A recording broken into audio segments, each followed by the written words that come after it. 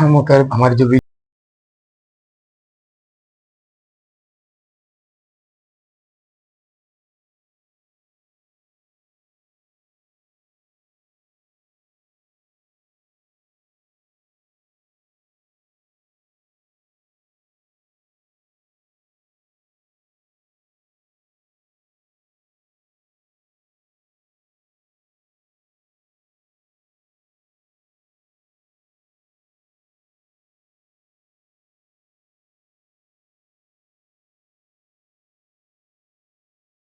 जब उसका रिश्ता हुआ अटैक के मतलब कन्फ्लिक्ट जो हुआ था, तो उससे पहले हम शुरुआत करेंगे behind the scene of that.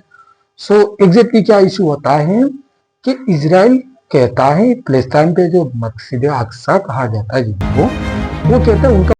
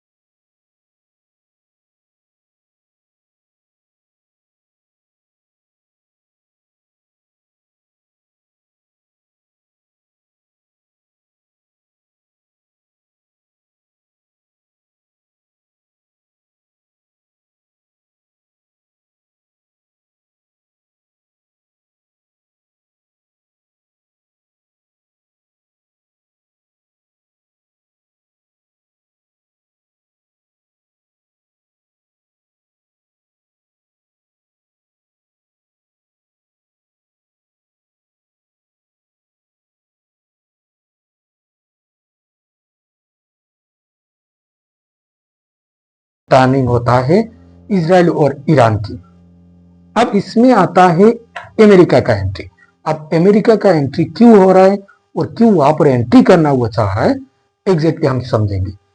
So America जो है एग्जैक्टली वहां पर जो एंट्री इसलिए कर रहा है ताकि उसको फंडिंग का, अभी देखिए पॉलिटिकल जो रहते हैं वो लोगों को पता रहेगा कि फंडिंग होना चाहिए। फंडिंग अगर रहता है तो वो जो अभी रनिंग जो रहेगा सरकार, तो उस पर दबाव नहीं आता है, मतलब उसके जीतने की चांस ज्यादा रहता है। तो उसी वजह से देखिए अभी अमेरिका में बहुत सारे इजरायली लोग रहते हैं जो कि बहुत भारी भरकम उनके पास पैसा रहते हैं, तो वो बैकग्राउंड से बैक में वो लोग क्या करते हैं, मदद करते हैं अमेरिका सरकार को जिताने के लिए। तो यहाँ से स्टार्ट होता है। तो ज्यादा लोग यहाँ पर अमीर लोग ही रहते हैं जो इजरायली अमेरिका में रहते हैं।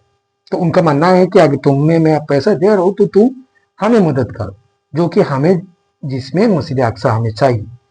तो यहाँ से स्टार्ट होता है। तो अभी जब ईरान ने एंट्री करता है तो ईरान पहले कहता है अगर तुम नहीं बंद करोगे तो हम तुम पे हमला करेंगे। तो ऐसे ही हमला स्टार्ट होता है। वहां से बहुत सारे मिसाइल दागे के 1000 के ऊपर मिसाइल दागे जाते हैं।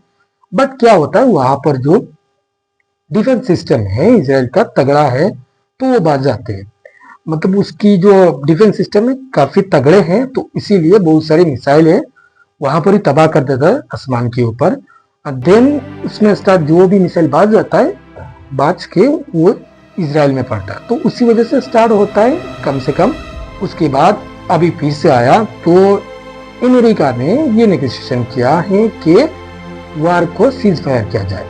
तो वार उसी टाइम सीज फायर हो जाता है। बट ईरान को पता चल जाता है कि एग्जैक्टली क्या हो रहा है, कि अगर अमेरिका एंट्री ले रहा है दैट मीन्स कि यहाँ पर कुछ तो गड़बड़ चल रहा है, कुछ तो गड़बड़ है।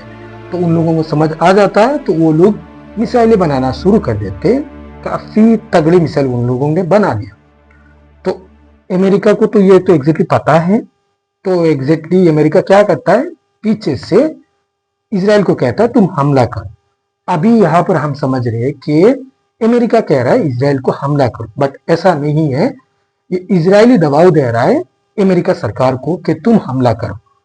तो ऐसा वो सामने आता है। अब देखो अमेरिका को कोई लेना देना वार से नहीं है। हर जगह अगर तुम देखोगे तो ब्लडी वार उसको कहा जा रहा है, जो कि अमेरिका इसमें इन्वॉल्व है। देन यहाँ से स्टार्ट होता है। तो ऐसे टाइम पे ईरान का जो सरकार है, गवर्नमेंट है, जिसको लीडर, सुप्रीम लीडर कहा जाता है, आयतुल्लाह खामेनी, उनको मारा जाता है उनकी दफ्तर में या उनकी ऑफिस में, जो कि हम जानते हैं तो ऑफिस में मारा जाता है।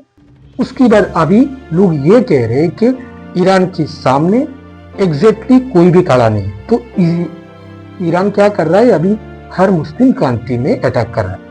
अब कुछ लोग कह रहे हैं मुस्लिम कंट्री के साथ क्या उसके दुश्मनी हो सकता है, बट ऐसा नहीं है। उनका टारगेट यही है, अमेरिका जो मिलिट्री है, मिलिट्री बेस में वो लोग हमला कर रहे हैं।